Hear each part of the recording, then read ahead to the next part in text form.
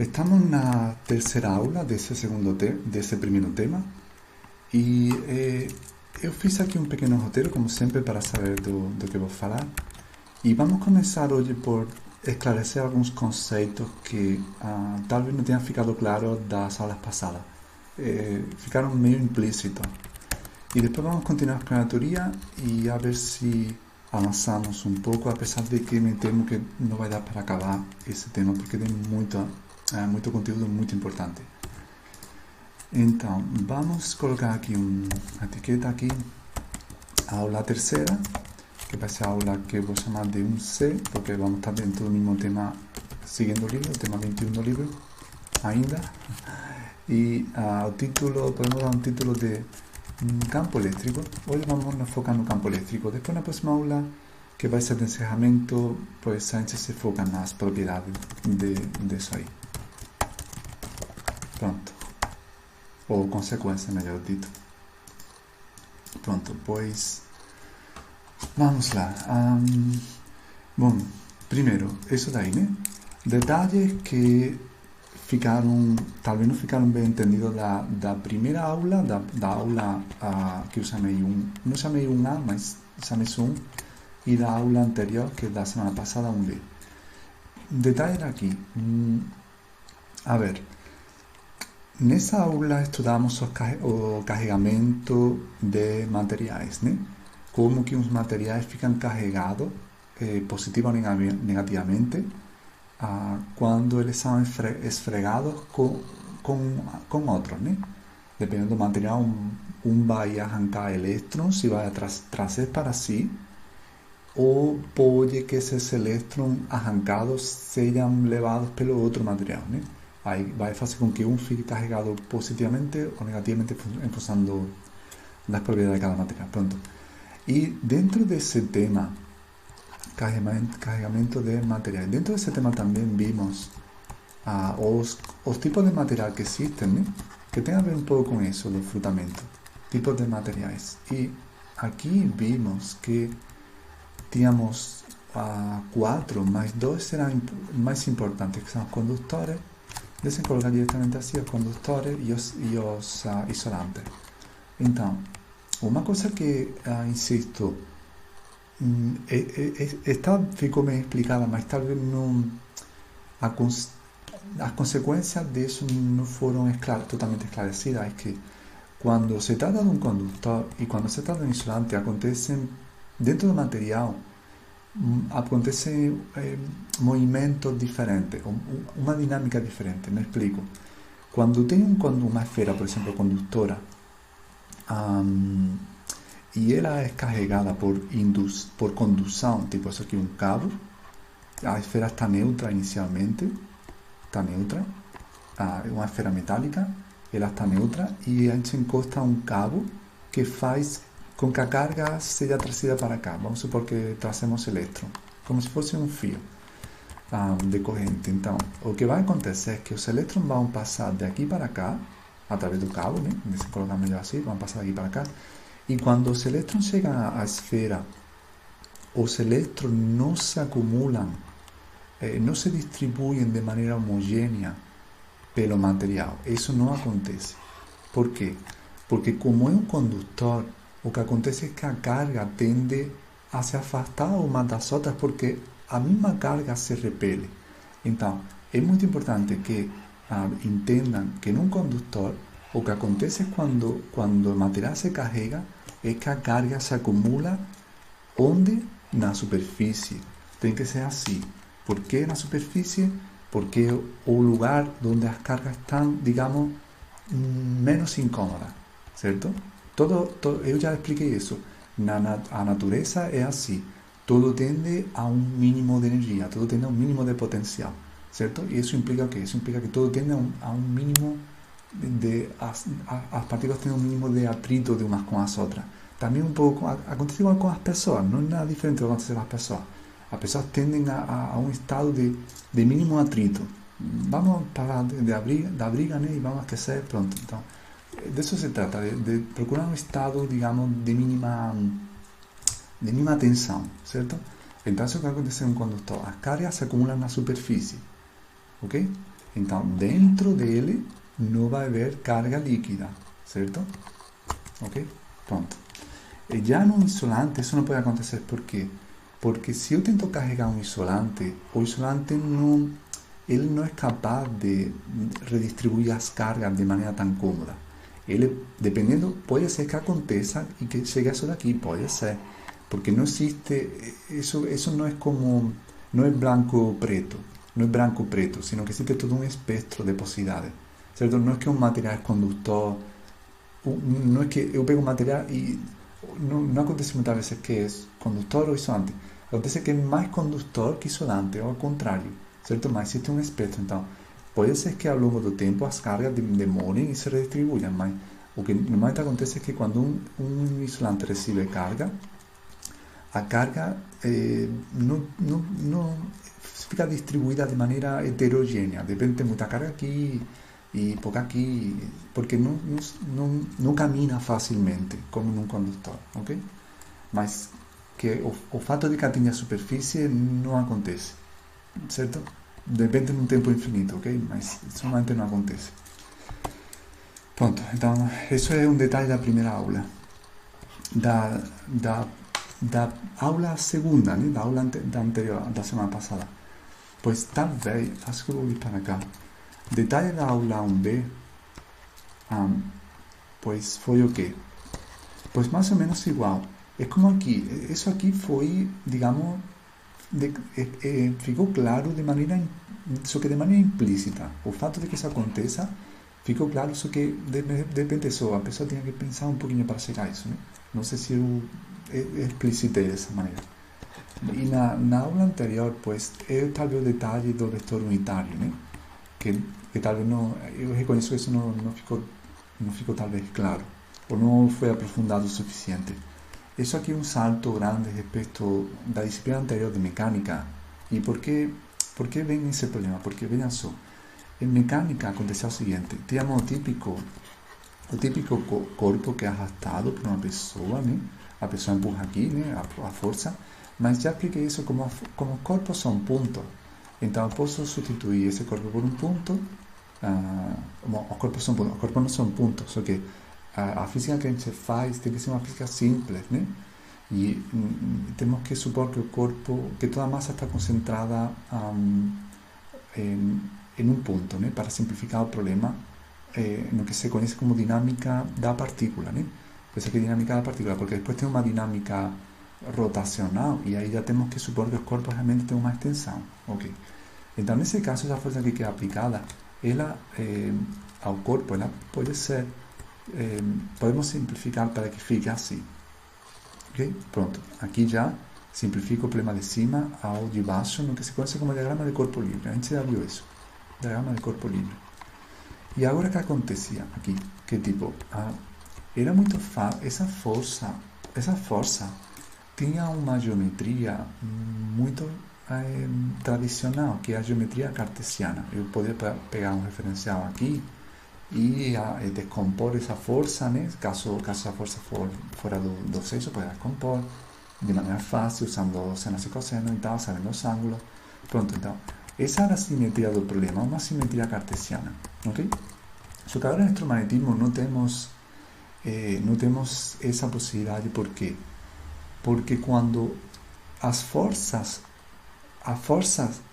quando as forças são a força fundamental da natureza, sobretudo a gravitação e o eletromagnetismo, são forças centrais, se chamam assim, forças centrais. As forças centrais provêm de um campo, ou de um potencial, melhor dito, de um potencial. Então, quando a força provém de um potencial central, as forças que provêm desse potencial têm uma simetria esférica, certo? Me explico de uma maneira não tão abstrata. Certo, aqui, na força gravitacional, por exemplo, força gravitacional. Então, acontece o quê? Tenho aqui um planeta e tenho aqui uma massa. Bom, aqui também tem uma massa grande. Então, tenho aqui uma massa pontual e uma massa grande. E ambas se atraem. E o que acontece agora?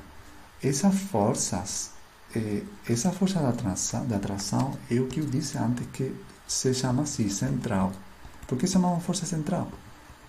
Porque está contida na linha que une as massas, certo? Então aqui emerge uma força de gravitação e que tem essa direção e sentido. Se a massa estiver em outro lugar, por exemplo aqui, pues vai acontecer igual. Vai acontecer uma força.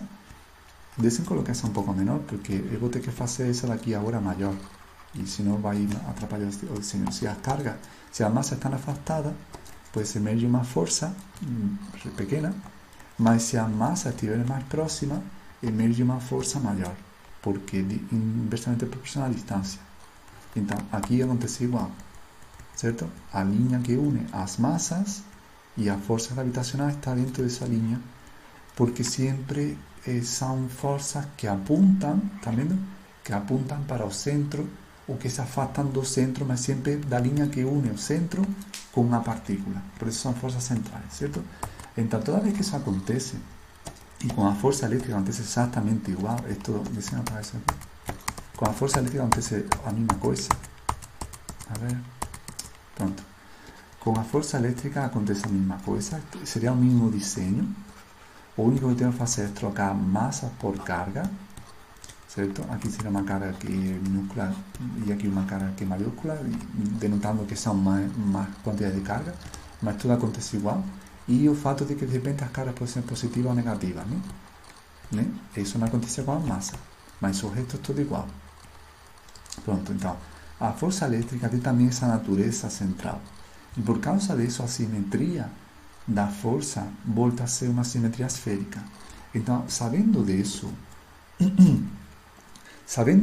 a pergunta é: será que o sistema de coordenadas cartesiano é o mais cômodo para tratar os problemas de forças elétricas?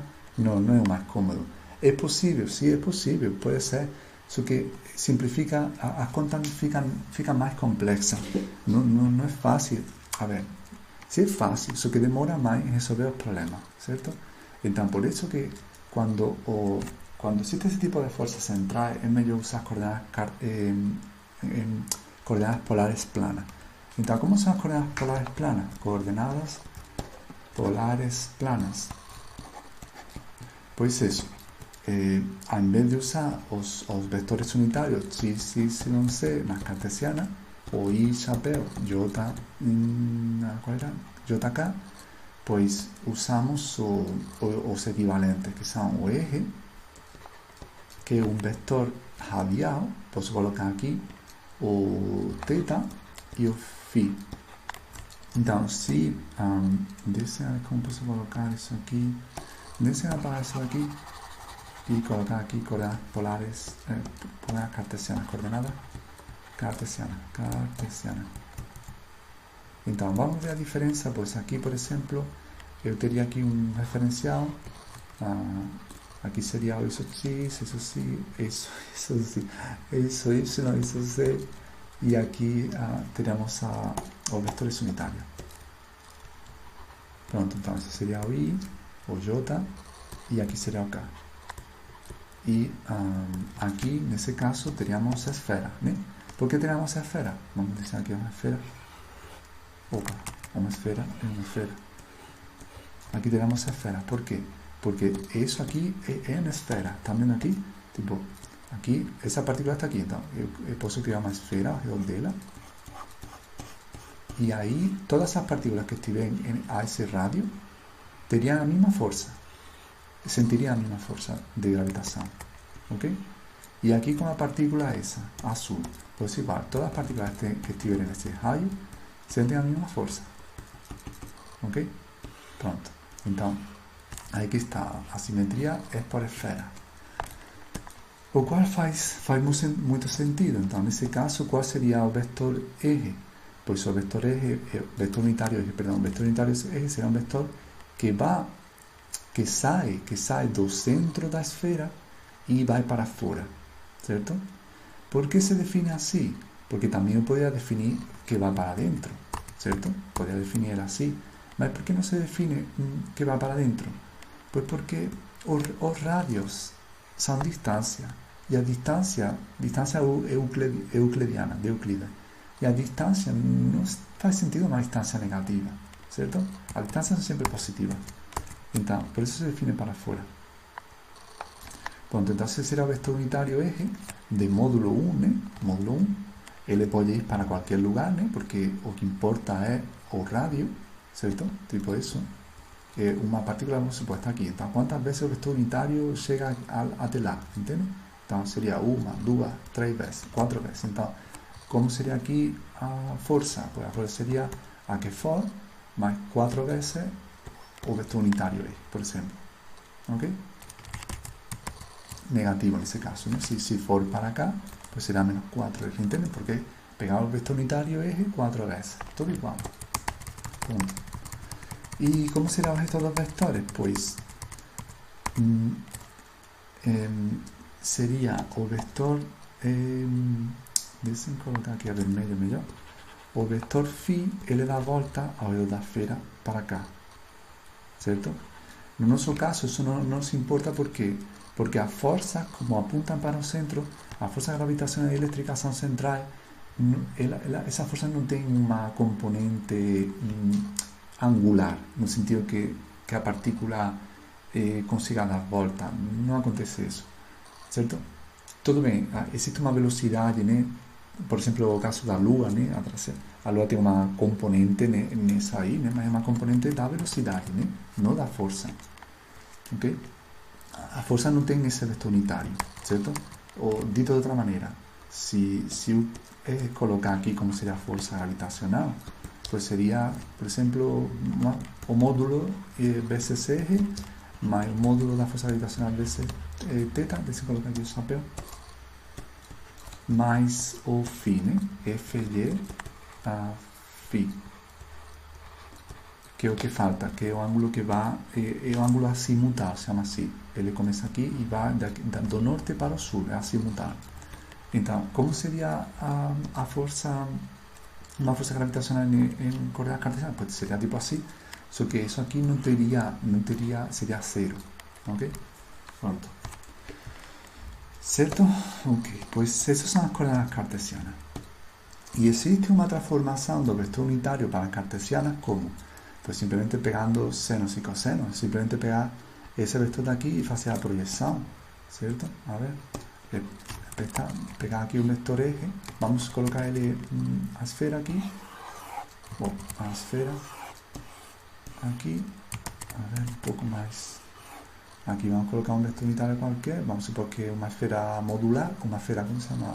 Unitaria, aquí, ahí que tengo que hacer, si yo quise colocar ele en componentes cartesianas, pues yo pego aquí o eixo x, o eixo y, o eixo x. Vos supor que o eje está en ese plano, ¿no? Porque también podía ir para adentro así, podía ir más para adentro o para mí, ¿no? Mas vos supor que está en un plano desse referencial. Então agora eu tenho que fazer o quê? Se eu souber o ângulo, pues quanto vale isso aqui? Pues senos y cosenos, ¿no? Típico. Vector unitario eje valería cuánto mide L, ¿no?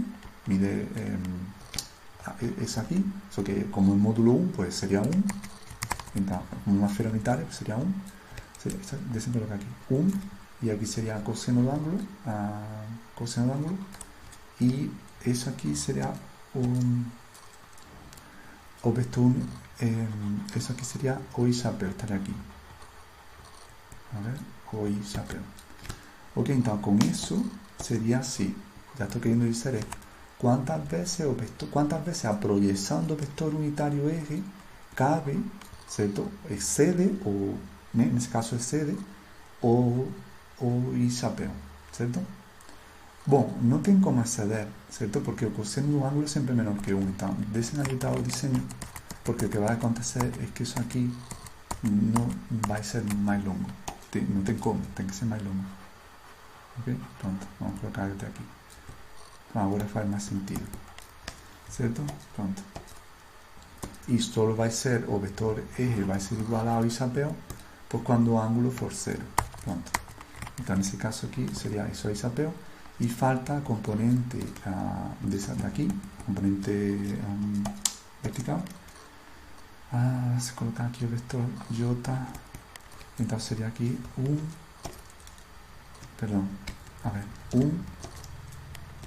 seno do ângulo J. Pronto, então dessa maneira passamos de um para outro. Aqui temos a transformação do vetor unitário eje para eje das coordenadas planas para a coordenada cartesiana. Pronto, bom, isso aqui, esse 1 se coloca, está claro, né? Se coloca assim. Pronto. Ok. Então não é uma transformação difícil, é tão típico, o que era esperável. Certo? Pronto. O resto de θ e φ, pode ser que não vamos precisar, certo? Não vamos precisar. Bom, de repente vamos precisar quando a gente definiu o gradiente. Mas se será o gradiente em coordenadas polares planas é diferente do gradiente em coordenadas cartesianas. Mas quando chegar a hora a gente discute isso. O vetor gradiente. Pronto. Ok, pues dito eso, encerramos esa parte de dos detalles que tal vez fueron ficaron de manera oculta o sei lá, implícita, perdón, na minhas anteriores aulas. Certo, pues dito eso, vamos a continuar con la teoría. Y en esa aula tercera aquí, pues vamos voltar para trás, vamos a hacer un rápido resumo de lo que fue visto hasta ahora. Como dice na primeiro slide, dice que aquí vimos o concepto de carga eléctrica, o carregamento de objetos por indução ou por condução, e também vimos os tipos de materiais, né? Materiais. Condutores, isolantes, semicondutores e supercondutores. Materiais. Na segunda aula vimos o conceito de força elétrica. E agora, nessa terceira, vamos ver o conceito de campo elétrico. Então, vamos procurar um jeito de passar de aqui para cá, ok? Pronto, então. Já disse isso, já adiantei na aula anterior que trabalhar com força elétrica não é o mais comum em automatismo. É importante a força elétrica, sim, claro, com certeza. Mas é melhor trabalhar com campo elétrico. E por que é melhor trabalhar com campo elétrico? Porque vamos a entender que o campo elétrico surge de um potencial. E por que a gente quer chegar esse enfoque, essa maneira de pensar de campos elétricos? Porque, o que eu digo, vamos chegar a um potencial elétrico. E por que é importante? Porque os potenciais elétricos não são vetores. Y de eso se trata, un poco como mecánica. Se trata de fugir de los vectores. Se trata de siempre pensar como si fuesen energía, de un punto de vista energético, porque ahí fica todo más fácil de tratar las contas. Porque una vez que a gente entenda eso, podemos hacer o camino inverso, que es más fácil, ¿cierto? ¿Entienden? Pronto. Ok, pues... Ya entenden por qué es importante el campo eléctrico, ¿no? Porque el futuro, o importante va a ser eso, ¿no? Ahora, ¿cómo que a gente pasa de aquí para acá? Pues vamos a hacer el diseño típico de dos partículas puntuales y comenzar a nos hacer cuestiones, ¿no? Tenemos aquí dos partículas puntuales que se atraen por una fuerza eléctrica de tipo eléctrico, también gravitacional, solo que gravitacional es muy pequeña, depende de la masa, mas esto supone un objeto de masa pequeña. Certo, então, a pergunta é, como posso fazer isso? Como posso pensar de outra maneira? Então, tipo, é uma pergunta parecida ao tipo assim, o que estava antes, o ovo ou a galinha? Então, vamos ver o que acontece. Eu coloco aqui, vamos supor que eu tenho o universo inteiro. Isso aqui que esse é um pouco, por enquanto, descenderá o desenho de cima. Isso aqui eu vou vir para cá. Isso aqui é o universo inteiro. Vamos supor que um universo assim. Bom, o universo não é... o universo é mais ou menos assim porque provém de uma explosão. Pronto. Então, o espaço-tempo, né? Ele se expande a cada segundo muito. Então, vamos para um universo que esteja vazio, o qual não faria muito sentido, porque o universo, se existe um universo, porque existe matéria, mas tudo bem. Vamos um experimento mental. Vamos colocar aqui uma carga positiva, ok? Então, veja só o que acontece. Pelo fato de criar, de colocar, ¿no? De colocar essa carga positiva em um espaço, o universo total é muito grande, vamos colocar que isso aqui é um espaço, espaço. Pelo fato de colocar uma carga positiva no espaço, essa carga influencia o espaço inteiro, certo? Essa carga aqui influencia o espaço inteiro, ok? Cria uma influência no espaço inteiro. Vocês podem pensar se seria equivalente um pouco a, por exemplo, se pensar assim, pensar que tem uma piscina onde não tem ninguém, certo? Uma piscina grande, não tem ninguém. A água está calma. E aí o que acontece? No momento que você entra na piscina, o que acontece? Que começam a ter um monte de onda, certo? Por que acontece isso? Pues porque a piscina detecta, a piscina não, a água da piscina detecta sua presença, ok? E você pode ficar quieto e por causa do atrito as ondas vão diminuir cada vez menos, a amplitude da onda das ondas da piscina diminui por causa do atrito até voltar a ficar calmo. Isso se você ficar quieto, mas no momento em que você mova um dedo, começam a emergir onda de novo, certo? Então, disso se trata. No momento em que você coloca uma partícula no espaço, pois essa partícula cria uma influência no universo inteiro, ok? Então, é um campo. Deixem voltar para cá. Todo isso aqui é um campo. Campo. Então, se tem aqui uma carga elétrica, então, essa carga elétrica cria um campo. Cria um campo elétrico.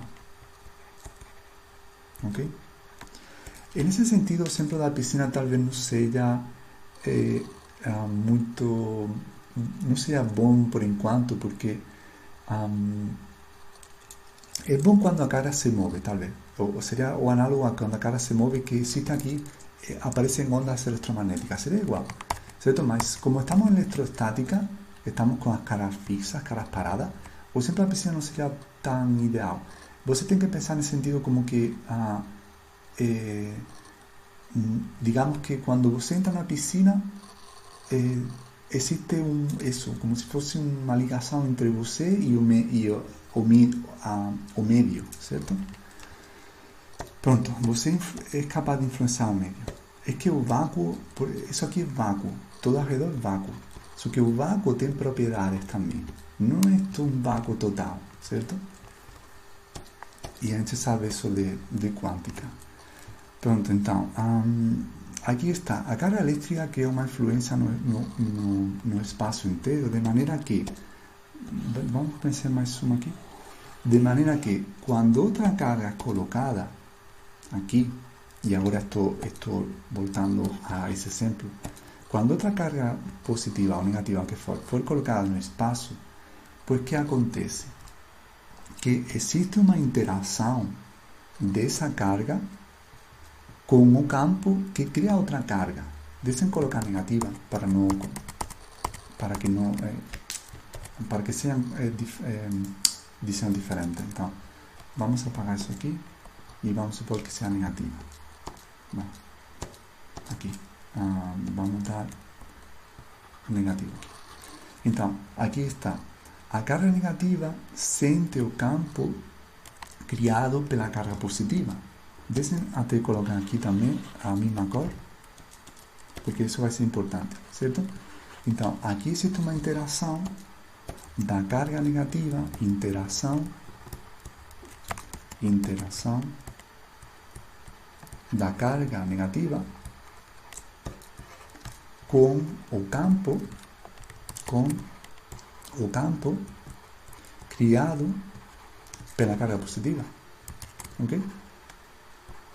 Isso que acontece. Existe uma interação da carga negativa por ser colocada no medio como campo que queda positiva. Y gracias a eso que emerge a fuerza. ¿Okay? Debido a esa interacción, porque a fuerza es una interacción. ¿Okay? Mas por esa regla de 3, muchos de vocês devem estar se perguntando isso antes de que eu fale. Muitos de vocês devem estar se perguntando, mas espera aí, se a carga positiva cria um campo elétrico, ou campo elétrico azul, então não acontece que a carga negativa também deveria influenciar o espaço e criar também um campo elétrico? Pues efectivamente, ela cria um campo elétrico, seria esse. Então, e esse campo elétrico preenche de novo todo o espaço, ok? E esse campo elétrico da carga negativa também influencia, interage com a carga positiva, entende? Então, é como uma interação dupla. Todo interage com todo, justamente como está aqui, certo? É dessa interação que emerge a força. Então, aqui também acontece o que igual que eu coloquei aqui. Existe uma interação da carga positiva com o campo criado pela negativa. Ok? Igual que aqui, só que ao contrário.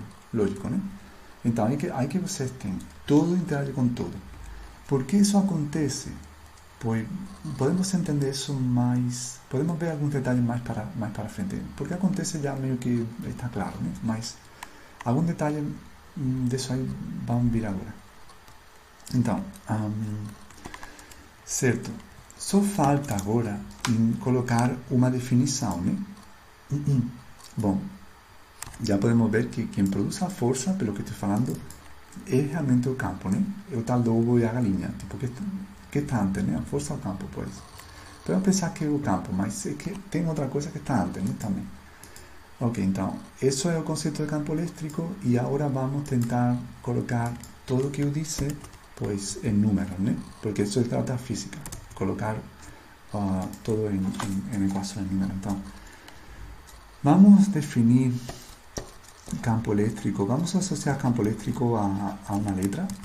O campo elétrico vai ser a letra E maiúscula de electric field, do electric field, e vai ser uma grandeza física vetorial, certo? Porque é um vetor.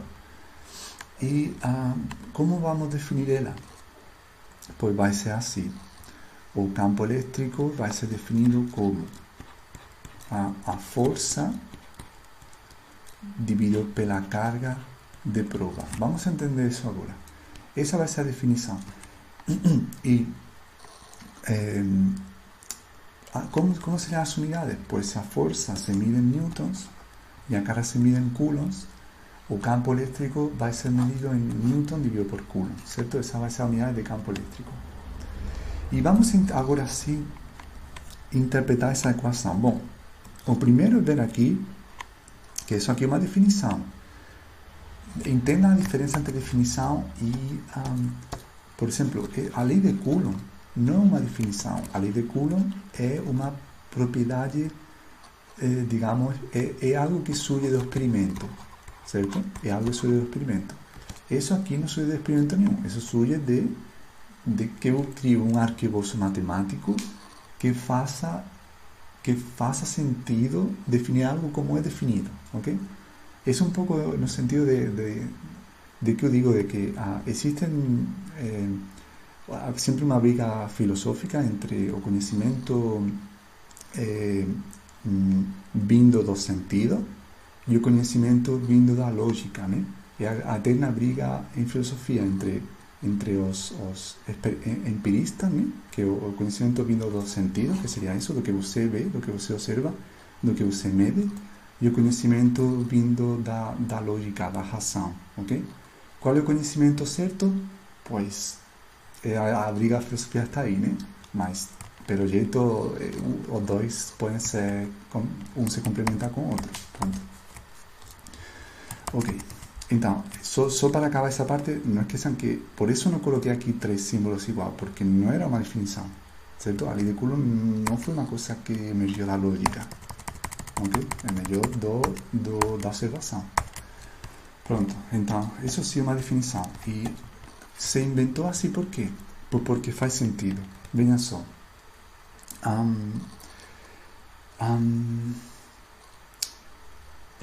Ok, vamos primeiro aqui, nesse cara daqui. Esse cara aqui se chama carga de prova.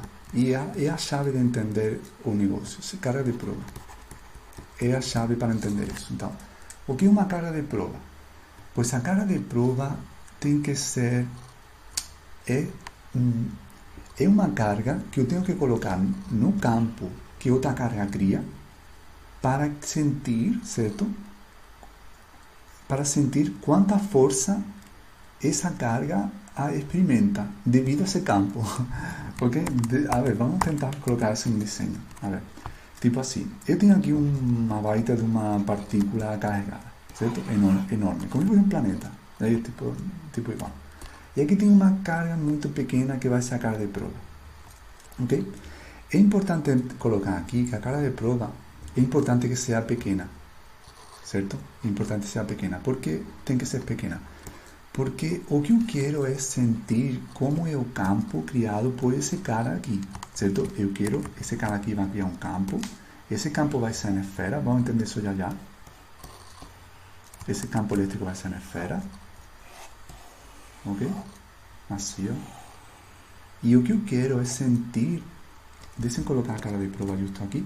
O que eu quero é sentir como esse campo é forte ou não. Esse campo é intenso ou é fraco. Então, como que eu detesto se um campo é forte ou fraco? Porque eu tenho que colocar alguma coisa que senta o campo, ok?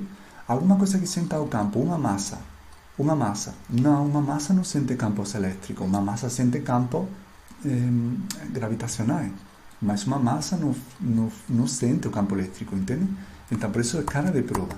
Porque eu tenho que provar, eu tenho que testar, eu tenho que sentir quanto vale a intensidade do campo que cria outro cara, entende? Outro cara que é o cara, entende? Eu não sou ninguém aqui, ok? Por isso que a carga de prova tem que ser definida pequena. Por quê? Porque se a carga de prova for muito grande, eu posso colocar aqui uma baita de uma partícula enorme aqui com um monte de carga, com muita carga positiva, o que vai acontecer? Que agora não vou sentir, tudo bem, eu vou sentir o campo criado por esse cara aqui, eu vou sentir, mas o problema é que essa carga de prova, como é tão carregada, ela vai alterar, ela vai criar seu próprio campo, certo? Que vai influenciar com esse daqui e vai destruir, vai modificar o campo que ele criou inicialmente, entende? Então, por isso que a carga de prova tem que ser definida pequena, porque eu não posso alterar a distribuição de cargas que já existia, certo? Não posso... Bom, poder é que sempre vai ter um distúrbio, né? Sempre vai ter uma mínima interação, né? Mas o que se trata é que seja a mais mínima possível, entende? Disso se trata, ok? Se alguém tem dúvida ainda, de outro ponto de vista, é como ter uma pessoa e medir a temperatura, certo? E medir a temperatura aqui embaixo do sovaco. Então, se eu para eu medir a temperatura, vamos supor que a pessoa esteja a 38 graus, né? A temperatura normal. E eu tenho aqui um termômetro que está a 20 graus. E o termômetro tem que ser pequeno, certo? Tem que ser pequeno. Por quê?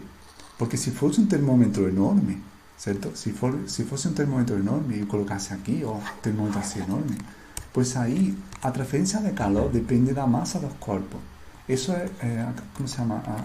Se a transferência de calor, se não lembro mal, é a massa, a capacidade calorífica específica e a diferença de temperatura entre os corpos. Pronto, então, o que vai acontecer? Que quando o corpo tiver mais massa, e isso tem a ver com a partícula de prova, certo? Quando o corpo tiver mais massa, o que vai acontecer é que, tipo, a troca de calor já não vai vir daqui para cá. Vai vir ao contrário, certo? Então, disso se trata, de poder medir algo sem alterar o que já estava inicialmente, ok? Que mesmo assim, existe, vai ter uma alteração. Porque quando os corpos estiverem em contato, aqui vamos a atingir um equilíbrio térmico, certo? Eu coloco aqui o negócio. Vamos a atingir um equilíbrio térmico para que no final eso sí sea de repente 37,99 y a temperatura do termómetro sea 37,99, entende? E aí com isso eu detesto minha temperatura, mas a costa de influenciar o que eu medi, entende? Mas aí que está, do que se trata, influência sempre vai ter. Do que se trata é que essa medição disturbe o mínimo possível a distribuição de carga inicial, certo? Entende? Eu sei que eu aqui falei demais, mas é que realmente isso aqui, os livros não entram em talvez nesses detalhes e levantam dessa pessoa muito solta, assim, são os pilares importantes para construir conhecimento, né? Temos que construir conhecimento em base a pilares sólidos, porque senão qualquer dúvida esfarela todo. Pronto. Ok. Eu também sou muito crítico com isso, porque muitos professores não explicavam tantas coisas assim para quando eu me formava. Eu tinha que correr atrás de coisas que me criavam dúvidas, né? Pronto, então, dito isso, a partícula de prova já todos concordamos que tem que ser pequena, né? E todos concordamos para que serve, insisto, para medir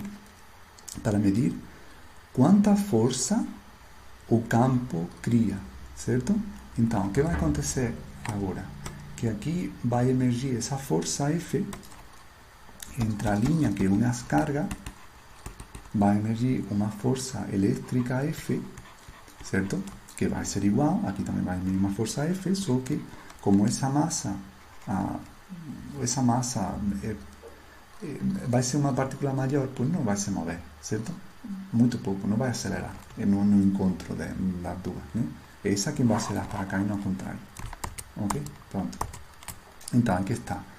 O que acontece aqui? Estão vendo a proporcionalidade entre o campo e a força? Então, aqui está. Se eu coloco a partícula de prova, que será aqui? Que será essa? Se eu coloco a partícula... também é que sim, a partícula de prova tem que ser pequena e também tem que ser definida positiva. Desculpen, esqueci isso. Tem que ser positiva. Por quê? Pues porque como isso aqui é uma definição, você tem que ter um critério, ok? Então, o critério é esse. Tem que ser positiva. Não pode ser a partícula de prova negativa. Pequena e positiva.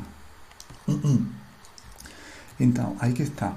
Quando eu coloco a partícula de prova aqui, e ela vai sentir uma força elétrica. E essa força elétrica é proporcional ao campo, estão vendo? É proporcional ao campo. Então, existe uma proporcionalidade entre um e outro. Então, aqui está. Se essa força elétrica for maior, por exemplo, for essa, o que vai acontecer? Porque o campo elétrico é maior, porque um está relacionado com o outro. Entende? Então, é por causa disso de que as cargas de prova se usam para medir efetivamente a intensidade do campo elétrico através da força que ela experimenta. Ok? Pronto, então agora já com isso entendem todo. Espero. Evidentemente aqui outro detalhe é que a força, o campo elétrico e a força não são proporcionais, mas também essa equação, eu vou ter que vir de repente, acho que não vai ficar aqui. Essa equação vem a ser uma equação que é uma equação de caráter vetorial. E como uma equação de caráter vetorial, que significa? Que basicamente que para onde vai esse vetor, também vai esse. Por quê? Porque a carga de prova é um número que não altera a direção e sentido dos vetores envolvidos. Dito de outra maneira, ou colocado de outra maneira, a equação é igual a F que pode ser expressa assim também, assim, que F força elétrica. Então, aqui está. Isso aqui é um número que pode ser, que é positivo. Eu ia falar que pode ser positivo ou negativo. Não pode ser negativo. Isso aqui é positivo. Então, o que faz quando multiplico um vetor f, vamos supor que tenho aqui o vetor f, por um número positivo? Pois que eu vou ter um vetor que está na mesma linha e na mesma direção de sentido, certo? Ok? Por exemplo, esse. Vou colocar um pouco assim. Está vendo? Um vetor que está na mesma direção de sentido que o vetor f e que apenas é maior, certo? Então, o campo estaria aqui, certo? Então, sempre acontece isso. A equação do campo implica que força elétrica e campo elétrico estão na mesma direção e sentido. Ok? Estão na mesma direção e sentido. Lógico, né? Então, isso é importante porque ao fazer isso, eu já não preciso da partícula de prova. Eu já teria averiguado o campo. Ok? Eu já teria averiguado o campo. Vamos ver um exemplo e aí vemos a forma desse campo, né? Ok, a ver. Bom, já disse isso também. E talvez antes de... se falta esse detalhe. E agora vemos isso aqui. Sim, vamos ver esse detalhe antes de fazer o que eu ia... o que está falando, né? Que ia fazer agora. Então, a ver... vamos para cá. A ver... aqui acho que dá. Então, vejam só que essa equação tem uma analogia com outra equação que não vimos em mecânica, mas que foi uma parte de uma física 2, que é a gravitação universal, né? Então, todo mundo conhece essa equação aqui, que é isso daqui. O peso, né? Então, deixa eu colocar aqui. O peso seria M vezes G. Só que o peso é o quê? Eu já disse muitas vezes, o peso é uma força gravitacional. Então, é uma força gravitacional que tem essa forma. Então, se isso lá daqui, o G, por fica assim. FG, vamos colocar aqui FE, e aqui ficaria a massa. Então, dessa maneira, entendem como existe uma analogia completa entre campos elétricos e campos gravitacionais. Ok? Gravitacionais. Então, a fórmula é igual, todo é bate, né? Ao invés de ter uma carga de prova, tem uma massa de prova, que tem que ser pequena. A força elétrica está no lugar da força gravitacional. E agora o campo elétrico aqui cria um campo gravitacional, um campo de acelerações também, se vocês querem, campo de acelerações. Então, isso é o que a gente tem quando o problema envolve massas. Então, por exemplo, aqui temos a Terra e aqui temos uma pessoa, aqui, por exemplo, uma pessoa que cai de paraquedas. Certo? Então aqui vamos ter essa pessoa em uma massa de prova, digamos, e ela sente uma aceleração da gravidade que vai ser menor à medida que me afasto da Terra, porque essa atração tem menos influência. A gente vai ver isso já. Então, existe um cara que fez um experimento de ser a pessoa que fez uma queda livre mais alta da história. Foi uns anos atrás. O cara se jogou de um avião, desses aviões que são transportadores de satélites e isso, lá de não sei quanto com a distância, mas é uma distância muito grande, lá na troposfera, bem acima da atmosfera. Então, ele se jogou, claro, todo preparado, com um negócio, um traje, não sei como se fala, que protegia ele do frio e tal, mas a gravidade que ele sentia era muito baixa, certo? E à medida que ele ia caindo, a gravidade ia aumentando, ok? Por causa da proximidade ao centro da Terra, porque é uma interação do tipo 1 dividido r quadrado, né? Então vamos discutir esse detalhe já e vamos entender melhor. Então, vamos agora a essa parte que está aqui. Bom, a analogia já é o que acabei de falar, e agora sim onde eu queria chegar, que como que é um exemplo desse campo, né? Com as partículas pontuais, como acabamos de ver. Então, vamos supor que eu tenho uma partícula pontual que é assim,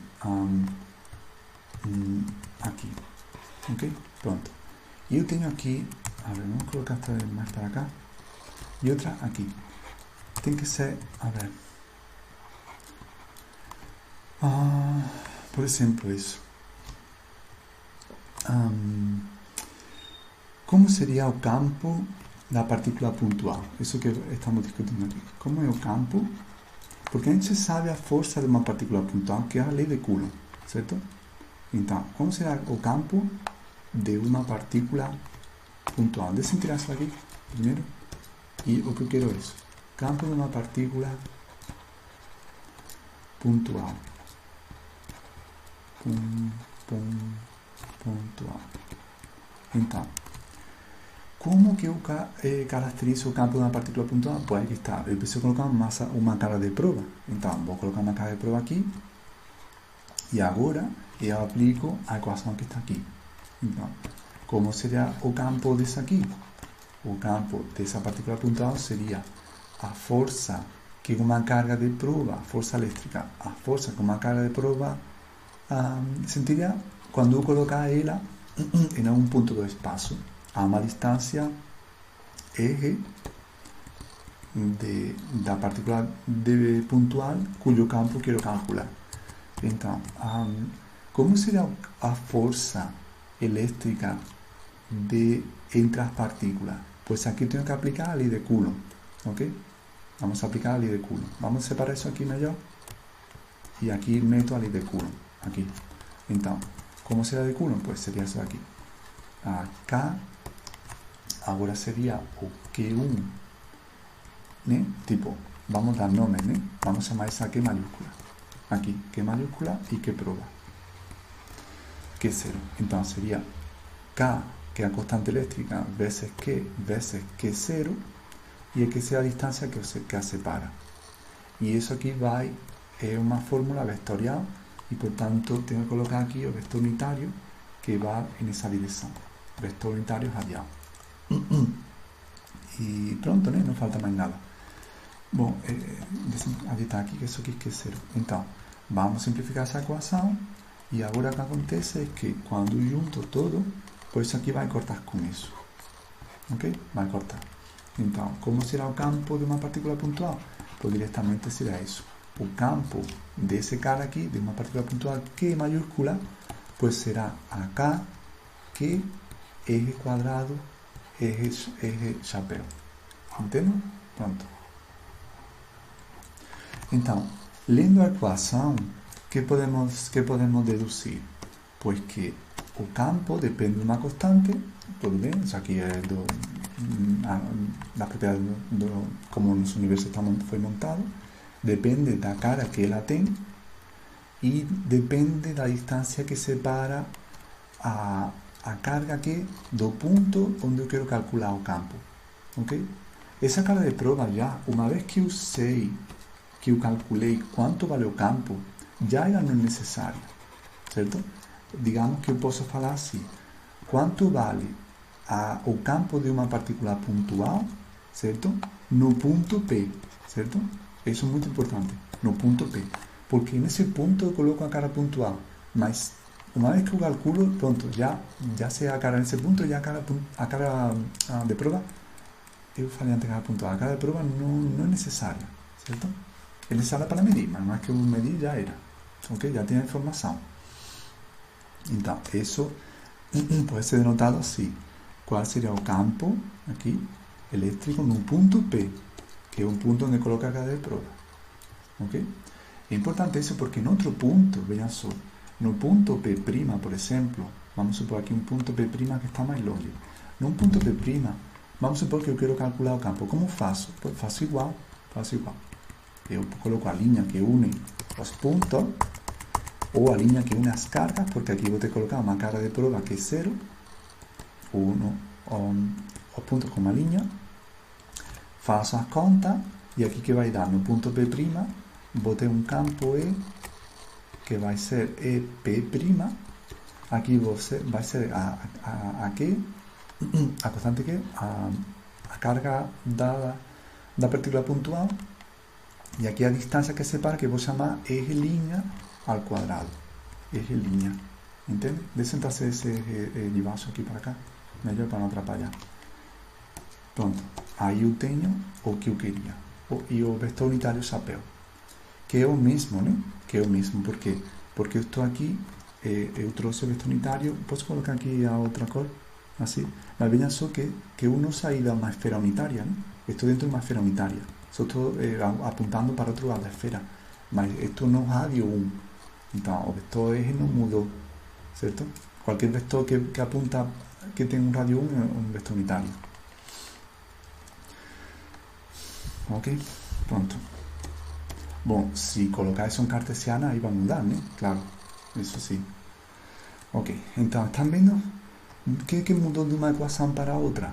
Pues que aqui nesse ponto, P', certo? Já posso tirar cada ponto A porque já fiz a medição. Nesse ponto P' é um ponto que tem uma eje maior, eje linha maior. E se eje linha é maior, o que acontece? Que campo é maior? Será que o campo no ponto P' é maior, menor, igual que o campo no ponto P? Pues aquí está, como esa distancia aquí es mayor y el campo es inversamente proporcional a la distancia, en lugares donde estoy más afastado, yo boté un campo menor que en lugares donde estoy más próximo a carga puntual que crea el campo. ¿Okay? Entonces, por esa regla de 3, yo puedo colocar aquí a fuerza y en ese caso a fuerza sería así. Y en ese caso aquí la fuerza sería menor, ¿entienden? O usando los campos. Vamos a colocar aquí F'. O usando los campos. Si usas los campos, eso aquí va a tener que ser, por ejemplo, así. O campo no punto P. Y aquí sería o campo no punto P'. Mas sabendo que o campo no punto P' es menor que o campo no ponto P, certo? Então, dessa maneira, desse ponto de vista, eu posso fazer o seguinte: eu posso pegar uma partícula pontual, que é a que cria o campo, que é a que eu quero investigar, certo? É a que eu quero investigar. E agora, como o campo de uma partícula pontual depende da distância ao quadrado, certo? E cai com a distância, eu posso colocar um gráfico, por exemplo, assim, o gráfico así, vamos a colocar aquí, como que o campo depende con la distancia. Entonces, es ese tipo de gráfico típico, así, a ver, pronto. Entonces, yo puedo crear los campos alrededor aquí, por ejemplo, en esa esfera, ¿cierto? En esa esfera, en cualquier punto de esa esfera yo tengo el mismo campo, ¿ok? ¿Cierto? Y va a tomar una intensidad de cual forma. A ver, en ese punto, en esa esfera de aquí, voy a tener un campo que va a ser más fraco. ¿Por qué? Porque yo estoy más longe. Estoy más longe. ¿Ok? Más o menos colocar otra cosa, si no va a ficar muy confuso el diseño. ¿Ok? Aquí voy a tener otro campo, criado por esa cara puntual, solo que va a ser un campo más fraco. ¿Ok? Agora, a uma distância maior, né? Estou indo aqui para cá, uma distância maior, eu teria um campo que agora seria menor ainda. Então, eu posso colocar dessa maneira, porque isso vou discutir na próxima aula. A densidade de linhas de campo, certo? É uma maneira de representar o campo, né? Vamos discutir isso na próxima aula. E assim em diante, né? A medida que me afasto, eu tenho que haver um campo mais fraco ao redor da partícula. Então, posso colocar aqui, pois, o campo ou a força. Vamos colocar o campo. Então, por exemplo, qualquer ponto aqui, vou ter um campo assim, que vai para o centro. Aqui também, e vai ter o mesmo módulo. Não vai ter a mesma direção de sentido, mas vai ter o mesmo módulo. E aqui, pois igual. Só que mais fraco. Ok? Mais fraco. E aqui, igual. Vai ter todo igual, só que ainda mais fraco. A ver, tipo assim, pronto. Entendem?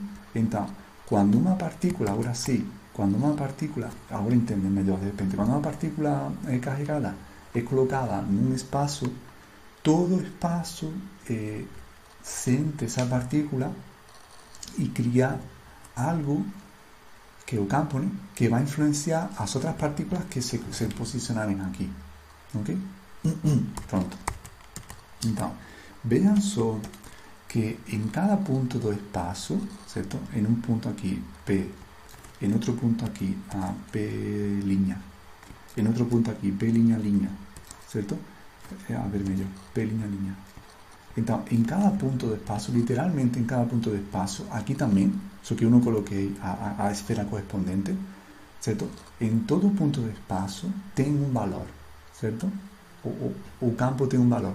E é precisamente isso que define um campo, certo? Um campo está definido por isso daí. Deixa eu colocar aqui. Um campo é uma função onde, para cada ponto x, y, c, ela tem um valor, certo? Ok? Tem um valor. E isso aqui é unívoco. Isso vamos discutir também na próxima aula. Tipo, em um ponto do espaço, com certeza vai ter que ter um valor do campo. Porque se não fosse assim, não seria um campo. E esse valor tem que ser, só pode ser um, não pode ser dois. Certo? Na próxima aula discutimos isso. Então, isso que define o campo. O fato de que a cada ponto do espaço eu posso atribuir um valor. Ok? Esse é um campo. Essa função está em coordenadas cartesianas. Alguém pode perguntar, mas não é melhor usar palavras planas. Beleza? Tanto faz. Ok? Mas que está, não importa. Eu posso ver o espaço em forma de cubos ou em forma de esfera. Que o importante está aí. Se eu preencho ou não preencho. E os campos têm que preencher, porque senão não seria um campo. Então, entendem por que campo elétrico se chama campo elétrico agora? Ok? Descem para frente. Entendem por que se chama campo elétrico? Porque realmente isso que define um campo do ponto de vista matemático. Ok, então, dito isso, pois podemos continuar com alguns exemplos, né, de movimento de cargas em campos, né? Pronto. E exemplo em 2D, né, também. A ver, pois vamos com esse. Como seria um exemplo de como se movem as cargas quando estão colocadas em campo? Bom, pois se a gente já sabe isso, né? Se eu colocar uma carga de prova aqui e essa carga de prova não for pequena, for dessa mesma grandeza ou magnitude, pois aí está claro que aqui vai vir para cá uma força e aqui para cá. E a cara vão se afastar. Então, eu não quero que essa se afaste, eu não quero que essa se mova. Então, vou criar um arranjo diferente que deixe isso claro. Onde vamos nos encontrar? E vamos também, agora que eu penso, usar campo que tenha uma propriedade diferenciada. Vou usar campos elétricos onde, em todo ponto do espaço que ele cria, se tenha o mesmo valor. Ok? Quais seriam esse tipo de campo? Pois vamos ver que esse tipo de campo acontece nos capacitores, certo? Na próxima aula veremos isso, mas um capacitor é basicamente uma placa assim, condutora. A ver, uma placa condutora assim. A ver, como posso colocar isso um pouco melhor? É que desenhar não é meu forte. Uma placa aqui e outra placa embaixo. Vamos supor assim. Pronto, esse tipo de arranjo, duas placas metálicas, e se eu carrego uma positivamente e outra na cara contrária, pois aqui se cria um campo que vai das caras positiva à negativa. Ok? Pronto. Pois isso aqui cria essa condição. Por quê? Porque todo ponto do espaço entre aspas, né? Porque aqui o espaço entre as placas. Está claro que fora das placas, aí já tudo muda, né? Mas em todo ponto do espaço entre as placas, o campo é constante. Por quê? Por causa a distância entre a linha é a mesma. Mas que isso vai ser discutido na próxima aula, o tal da densidade da linha de campo. E o tal da linha de campo também vai ser discutido na próxima aula. Então, Por enquanto, acreditem, na próxima aula vemos isso melhor, que se eu coloco isso aqui, as placas vistas de frente, positiva, positiva, positiva, positiva, e negativa aqui. Pronto, pues aqui eu vou ter um campo elétrico que tem essa linha de campo, que a linha de campo, insisto, vamos discutir na próxima aula. E se eu colocar uma carga aqui, pues a carga de prova vai sentir esse campo e vai se mover. E quem se move agora é a carga de prova e não o arranjo das cargas. ¿Por quê? Porque a carga de prova é muito pequena. Disso se trata. Então, isso aqui é o campo, que é um vetor, como a gente acabou de falar isso aqui antes, né? São vetores. Coloquei aqui o campo. Ok. E a carga aqui vai sentir uma força. Então, para onde vai essa força? Pois já acabamos de ver que a força vai para onde vai o campo. Então, deixem colocar isso de repente mais para cima, melhor. Essa carga de prova mais para cima. Vamos ver. Tipo aqui. Ok, lembro que a carga de prova é definida positiva. É pequena e positiva. Então, a carga de prova é definida positiva. Para ver como não ter dúvida em como sentir o campo. Pronto, então, agora, como a carga de prova sente o campo, aqui vai aparecer uma força, né? Porque força elétrica emerge de campos elétricos. Para onde vai essa força? Para cima ou para baixo? Pues, logicamente vai ter que ir para baixo. No, porque para baixo é como se afasta a carga positiva da carga positiva, ou como a carga positiva encontra a negativa. Então, a força elétrica deveria ir para baixo. Aqui vai emergir uma força elétrica que vai para baixo.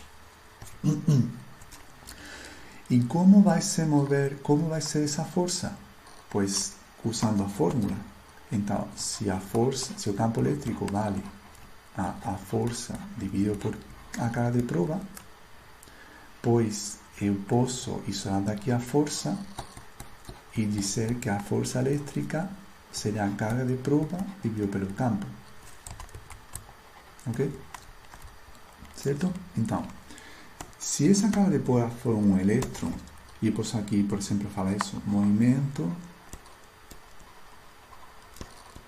Bom, elétron já não pode ser, né? Porque eu disse que era definida positiva, mas posso fazer igual para negativa também. Já não seria uma carga de prova, já seria uma carga real, né? Mas realmente posso colocar aqui algo negativo desde que não diga que isso é uma carga de prova. Pronto. Então, ou faço já diretamente, será? Vamos fazer diretamente. Vamos. Isso aqui, momento de elétron, vamos colocar, para que entendam que pode ser feito isso. De elétrons em campos, dentro de campo constante. Dentro de campos elétricos constantes. Pronto. Então, vamos trocar aqui e botar que isso aqui é um elétron. Pronto. Então, vamos ter que falar que isso aqui vai para cima. Vou ter que mudar o sentido aqui da força elétrica. Ok. A ver, para cá. Pronto. A força elétrica. E isso aqui é um elétron. Pronto. Ok. Então, agora essa equação eu posso colocar aqui que a carga de prova é um elétron. E ficaria assim. Ok? Pronto. Então, o que eu posso fazer agora é tirar os vetores. Como posso tirar os vetores? Pues posso pegar um referencial e dizer, tudo que for para cima, pues vai ser ao longo do eixo y. Isso vai ser eixo y e isso vai ser eixo x. Ok? Então, nesse caso, a equação vetorial ficaria como? Pues ficaria assim. Ficaria, a ver, descendo para cá, a força vezes o vetor unitário j, perdão, o módulo dessa força vezes o vetor unitário j vai ser menos c e j. Ok? Só que vejam só que o campo é contrário à força. Então, o campo elétrico é contrário ao referencial que defini. Então, por isso que tem que ser negativo. Aqui tem que ser negativo. Então, dessa maneira, simplificando a equação fica, os J podem cortar, por isso dividir tudo por J, e a equação fica assim. Então, a força elétrica que sentiria o elétron seria isso daqui. E será positiva. Certo? Então, sabendo isso, eu posso calcular muitas coisas agora. Por exemplo, a coisa de mecânica. Qual seria a aceleração do elétron nesse campo? Pois é só usar a segunda lei de Newton, somatória de força igual a massa por essa aceleração, e falar aqui, quais forças vão para cima? Pois a força elétrica. Quais forças vão para baixo? Nenhuma, certo? Então, seria assim. E aqui eu junto as duas equações e solo, deixem colocar aqui essas leis de Newton na horizontal, porque na vertical, na horizontal também existe a segunda lei de Newton, você já sabe isso, mas tudo fica aqui a equação trivial. Então, se eu juntar duas equações numa só, pois fica que a aceleração que sente o elétron seria a E dividido pela massa dele. Ou seja, a aceleração do elétron vai depender da potência do campo, potência não é para certa, da intensidade do campo, e vai ser inversamente proporcional à massa do elétron, mas isso aqui é fixo, né? Isso aqui, o elétron tem uma carga fixa e uma massa fixa não pode ser mudada, então isso vai depender da intensidade do campo, certo? Pronto. Pois assim como se movem elétrons dentro do campo ou partículas positivas, já só fazer as contas com positivas, aqui seria assim. O que mais temos por aqui para ir encerrando? Pues un ejemplo en 2D, vamos a calcular un ejemplo en 2D de un campo, de cómo se llama o campo eléctrico. No sé si el libro hace un ejemplo de eso, así que sí, porque estoy intentando seguir el retiro del libro. Pronto, eso de aquí es justamente lo que acabo de hacer. El libro usa efectivamente un electrón también. Él está usando o capacitor al contrario. Capacitor y batería es muy parecido, entonces podemos seguir eso de ahí. Entonces vamos a resolver ese ejemplo de aquí, que es un campo eléctrico de una carga puntual. Es básicamente eso de aquí que ofrecen coordenadas polares, ¿cierto? Eso que dar un carácter cartesiano. Básicamente eso. Entonces puedo tener aquí esa partícula positiva, el libro usa una negativa, pues va a ser igual, tanto faz. Y aquí puedo calcular cuánto vale el campo en ese punto P. Entonces, puedo usar coordenadas radiales, coordenadas radiales ya está resolvido, tipo campo en ese punto sería como, sería K, que donde queda carga, esa carga, y aquí será esa distancia G cuadrado, ¿cierto? Eso aquí. Entonces, coordenadas polares planas, yo digo, es muy fácil, es inmediato, ya está resolvido. La pregunta es, ¿cómo sería eso en coordenadas cartesianas? ¿No? Que es lo que el libro hace. Entonces, en ese caso, vamos a intentar resolver aquí. A ver, aquí, y sería eso, campo de una partícula, criado, ¿no? De repente, criado por una partícula puntual en, el libro no fala eso, ¿no? En coordenadas cartesianas.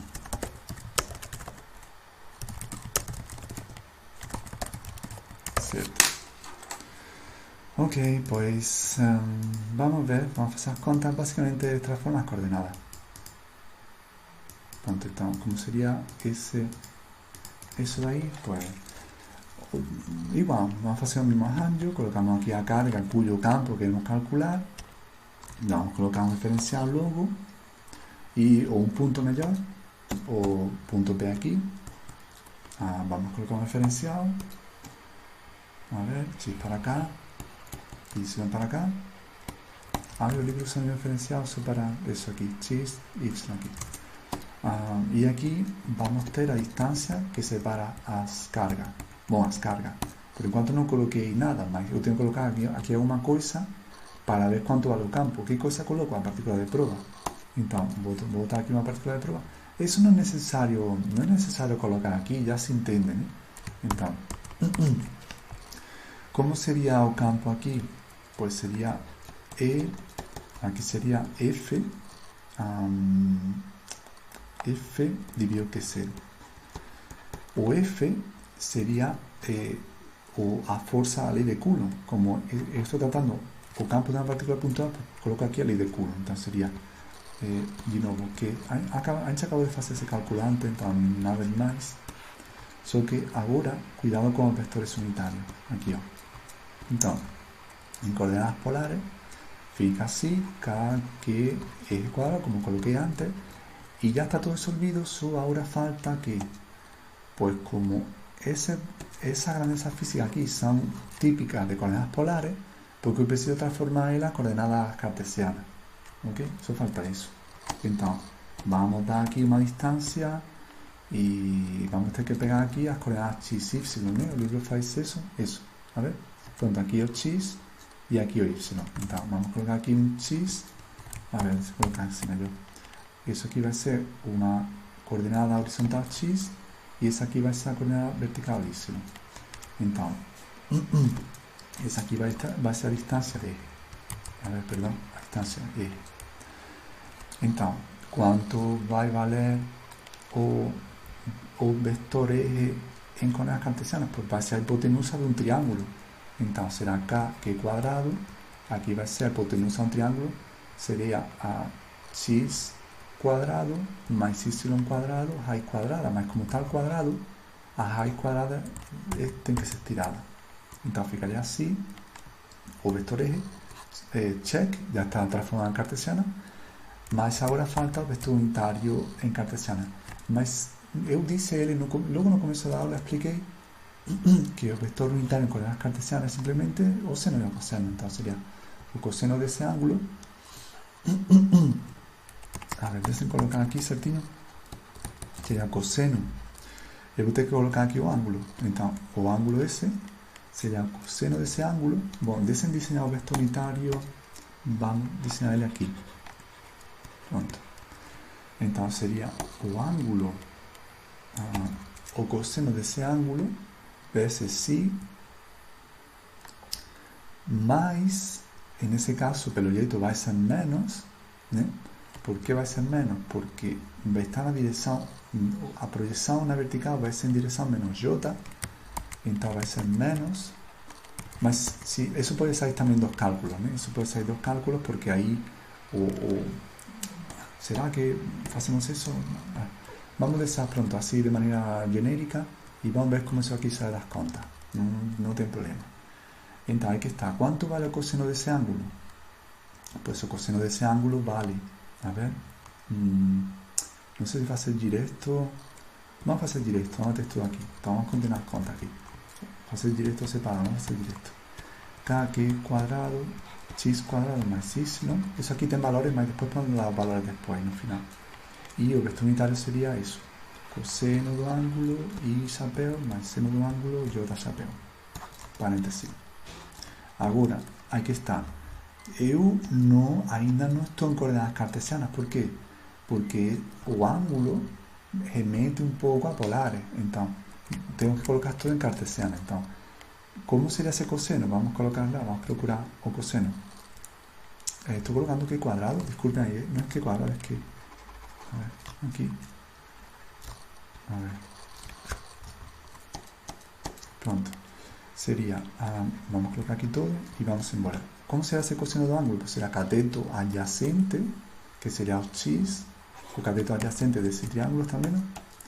Cateto adyacente sería S, dividido hipotenusa. Entonces sería eje, KD, sería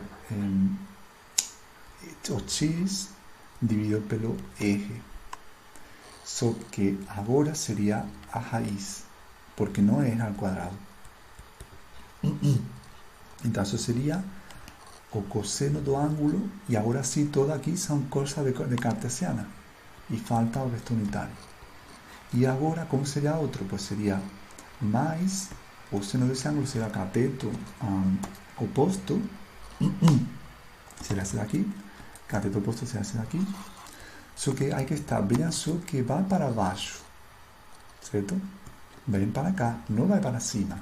Então sería, bom, você pode fazer isso aqui, ou talvez mais certo no J.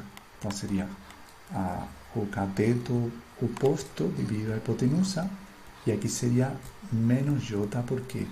porque isso está em direção para baixo. Para chegar aqui, eu preciso andar para cá a favor de x, mas preciso andar para cá em contra de y.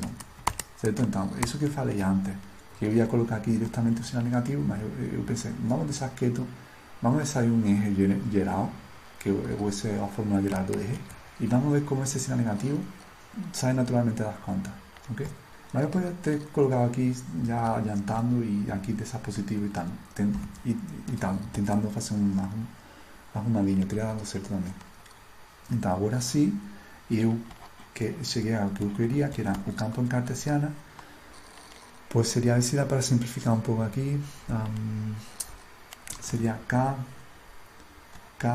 Q, e aqui seria, se eu juntar isso com isso, pues sería eso aquí, estaría elevado a 1 y eso aquí estaría elevado a 1 medio. Entonces, se eu tirar a raiz é 1 medio, então se eu sumar 1 com 1 medio dá 3 medio. Então, pode ficar, de repente fica um pouco mais feio, mas assim fica mais simplificado. X quadrado mais y quadrado elevado a 3 medio. E aqui ficaria o x y menos o yj, ok? Ou talvez de repente é melhor fazer assim, vamos separar em 2 sumando, né? Vamos separar em 2 sumando. Então, deixem colocar aqui, a ver como fazer, aqui na frente a constante, e aqui o que pode ser mudado em função do ponto. Então, ficaria KQ, e aqui o X, e aqui ficaria o Isabel, ok? Assim, e aqui ficaria isso, X quadrado mais Y quadrado, 3 medio, e aqui ficaria o J. Pronto, agora sim, esse seria o campo elétrico de uma partícula pontual em coordenadas cartesianas. Entendem agora por que me usas polares? Porque polar é imediato, polar acabou aqui, é bem mais cômodo, bem mais rápido, bem mais intuitivo. Agora, cartesiana agora aqui complica, certo? Então, como se interpreta essa equação? Pues se interpreta que o campo elétrico nesse ponto vai depender da carga aqui, maior carga, maior campo, e vai decair com a distância, porque isso aqui é a distância, só que essa aqui é a distância horizontal, né? É como se fosse esse vetor daqui, a ver como posso colocar sem atrapalhar o desenho. Isso daqui é basicamente um vetor que vai daqui para cá, ou posso colocar, é que não vai ser totalmente, mas tipo, se eu deixem colocar assim, e aí vai entender. Isso daqui, basicamente, é o que? Seria um vetor que vai daqui para cá, agora sim, chamado como exatamente x, certo? Ou seja, a componente x do campo. Acho melhor dar outra cor. Deixem fazer só rapidinho. Isso aqui vai ser a componente horizontal do campo.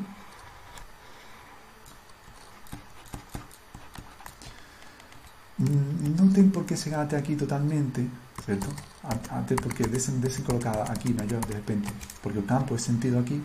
Então, apesar de que com o campo realmente não posso deslizar os vetores como fazia antes, né? Então isso aqui vai ser, na verdade teria que vir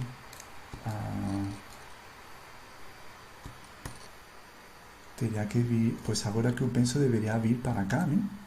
Porque o campo deveria vir, não, está certo, porque se afastaria, já está vindo a ver, ok, então, isso aqui, a ver, volta, pronto, isso aqui seria a componente horizontal do campo, e isso daqui, deixa eu colocar um pouquinho menor. Acho que olvidé o Telegram sin querer. Eso era a componente horizontal do campo, e esse cara daqui, ó, a ver isso aqui, e esse cara daqui amarelo, a ver, vou ter que pegar esse cara aqui também. Esse cara daqui todo seria a componente vertical do campo em cartesiana. De esa manera, o campo total sería suma, o vector suma, que efectivamente debería vir para acá. Ese sería o campo total, sentido no punto P. Entenden? Entenden todo agora? Certo? Todo bate? Os vectores van na dirección certa e pronto. Eso sería, por tanto, o campo en cualquier punto do espacio en coordenadas cartesianas. Bueno, en ese punto P, porque si fuese o P estuviese aquí encima, pues aquí, eso aquí sería positivo, ¿no? Pero no en cualquier punto del espacio va a depender. Solo falta colocar aquí valores, haz que el libro faz eso. Si ustedes quieren dar valores, pues simplemente botar aquí valores del libro y va a dar tipo algo así. ¿No? Los que sacas unidades son Newton dividido por cubo, unidad do campo. Entonces va a ser eso ahí. ¿Por qué no bate totalmente? Bueno, porque aquí a carga que crea o campo ele escolheu negativa. Entonces a carga negativa, pues os sinais van ser trocados, claro, ¿cierto? Esto ya es independiente. Certo, pues no sé si falta algo más. Y sería el principio de superposición. Y no, vamos a tener que ver eso, porque si no, la próxima aula fica muy longa de repente. Vamos a ver o princípio de superposição e com isso já encerramos. Então, ou talvez não. Acho que sim, vamos ter que dar, senão a siguiente vai ficar muito longa. Então, vamos ver. É que está isso relacionado com o seguinte e não faz sentido explicar um sem o outro, certo? Acho que de repente vou explicar o princípio de superposição com isso daqui, melhor. E com isso encerramos a aula de hoje. Vamos ver que não é difícil do que a gente acabou de fazer, é basicamente igual, só que agora em vez de uma partícula temos duas. Então, não vai ser longo. Então, vamos ver isso. Campo guiado por um dipolo. Então, vamos embora. E o que digo, sabendo o que a gente acabou de fazer, não vai ser complicado. Então, primeiro, vamos fazer um desenho para entender tudo. E vamos pegar o que é um dipolo. Um dipolo é um arranjo de uma partícula positiva e uma negativa, a duas com a mesma carga, certo? A carga da partícula positiva é igual, em módulo, que a carga da partícula negativa. Ok? Tipo, se essa aqui é 2 coulomb, essa aqui é menos 2 coulomb, mas o módulo é igual. Pronto. Por que são importantes os dipolos? Porque muitas moléculas forman un arranjo como dipolo, no sentido en que a propia agua faz eso. Por exemplo, a propia agua faz o quê? Pois que o oxigênio ele atrai a ver, vamos, não sei como colocar assim de repente, oxigênio aqui e aqui. A ver, assim dá, pronto.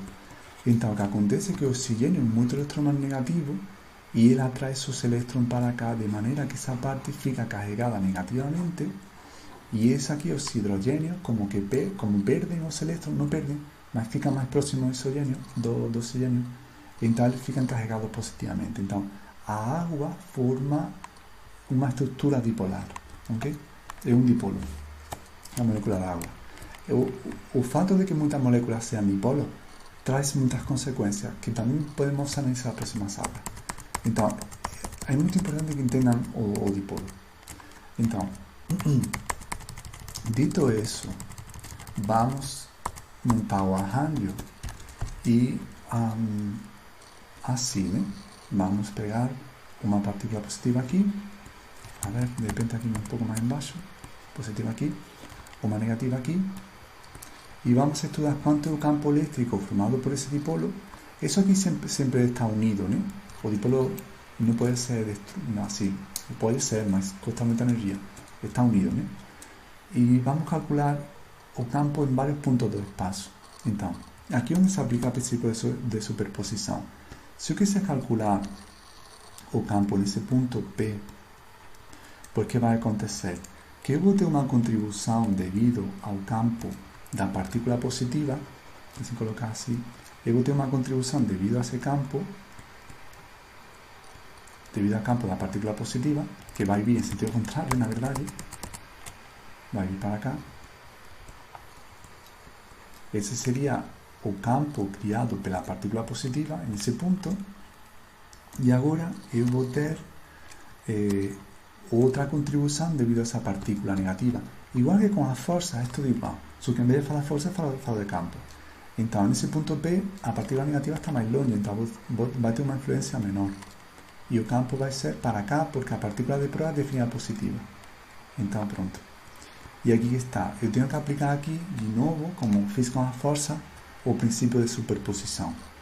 E que significa isso? Pues, o que está claríssimo. Se eu quiser calcular o campo no ponto P, pues vai ser a suma dos dois. Ok? Lógico. Esse é o princípio de superposição. Insisto que era igual que com as forças. O que vai acontecer aqui? Por exemplo, nesse ponto aqui, P'. Vamos a P'.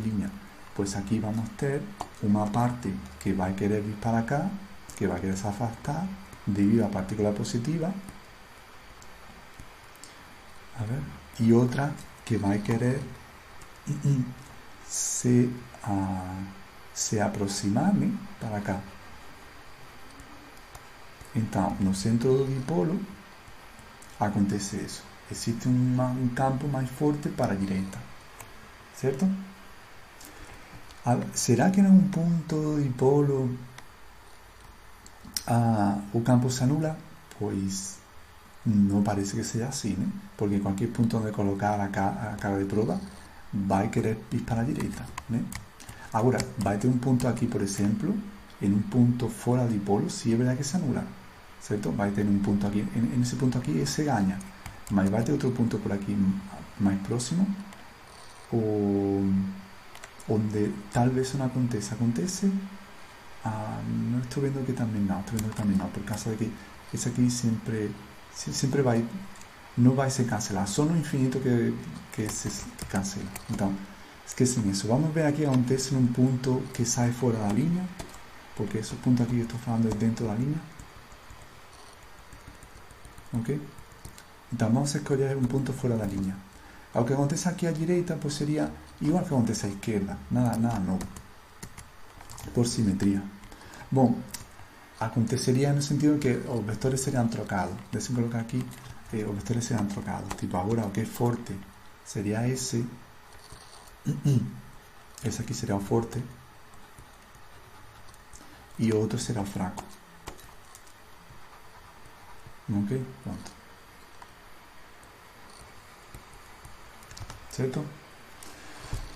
Ok, pois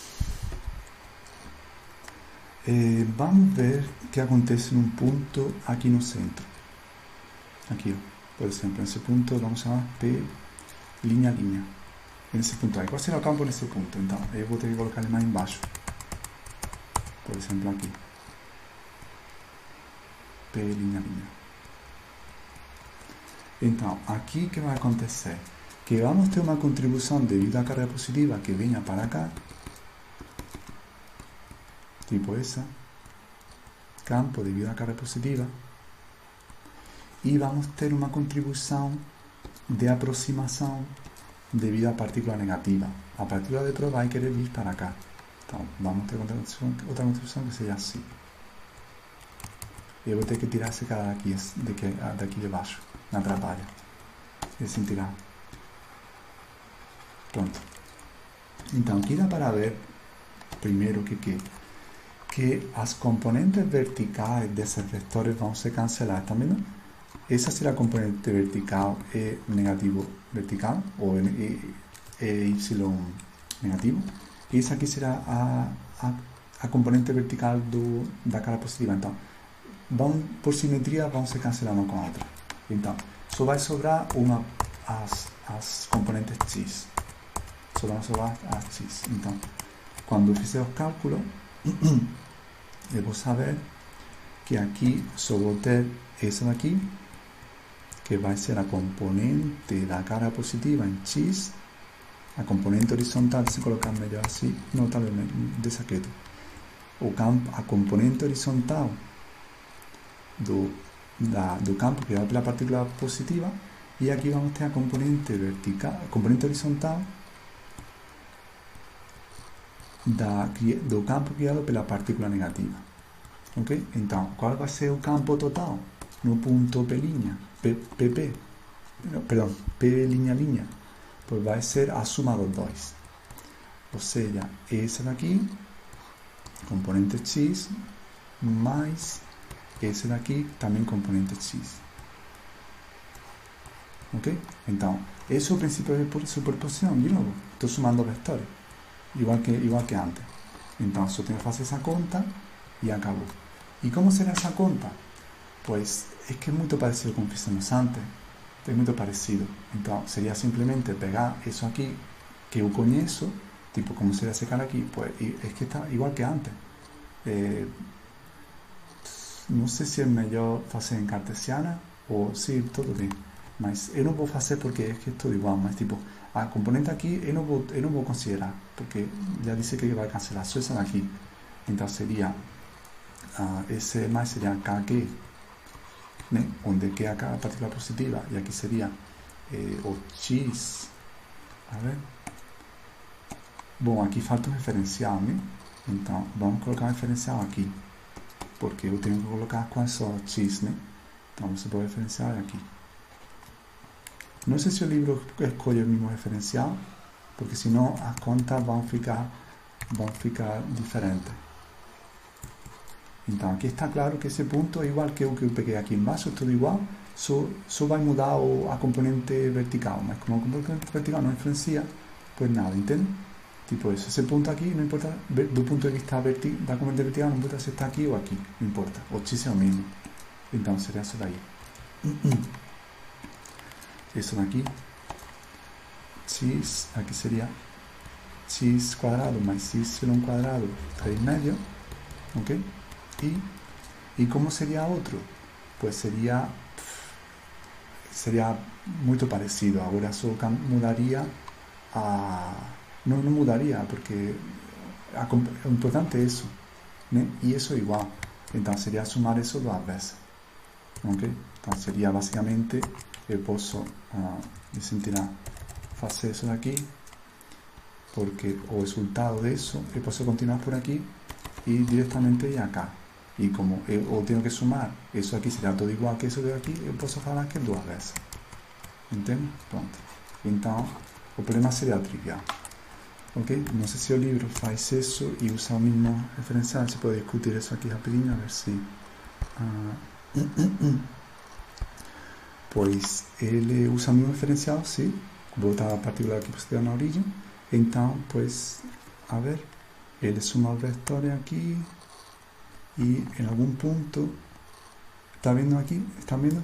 Aquí coloca aquí en función de las coordenadas polares planas, L pasa después a con las cartesianas, porque le va a colocar los dos ángulos aquí, va a resolver o coseno, y ahora ya usa las cartesianas, o vector unitario y, y ahora aquí ya ha colocado doble. ¿Ok? Entonces, ¿eso qué faz? Esto es igual. Ok, entonces, que acontece no fundo? Pois isso daqui, né? Que o campo vai ter um valor, o campo que cria um dipolo ao redor dele vai ter um valor dependendo do ponto. A gente vai discutir na próxima aula, vamos ver esse tal de linha de campo, porque visualizando a linha de campo, a gente tem como, em vez de fazer essas contas em cada ponto, né? Tipo, quanto é o campo nesse ponto? Tá, quanto é esse ponto? En vez de hacer eso, es más fácil diseñar líneas de campo, que vamos a explicar lo que son, y a partir de ahí visualizar todo campo que cría o arranjo de partículas en el espacio. Entonces aquí va a ser un paso muy importante para entender todo de manera más abrangente, ¿ok? Entonces en la próxima aula vamos a hacer eso y vamos a dejar eso de aquí también para la próxima aula. Caras puntuais é uma coisa e outra coisa são quando temos um corpo carregado. Então isso aqui que está errado, exemplo de corpo carregado. Então agora já não vamos falar mais de partículas pontuais, vamos falar de corpos carregados, que isso realmente é o mais útil, ok? Então isso aqui vai ficar para a próxima aula, certo? Espero que seja a última desse tema. Pronto, pues eso por aquí y les veo en la próxima hora.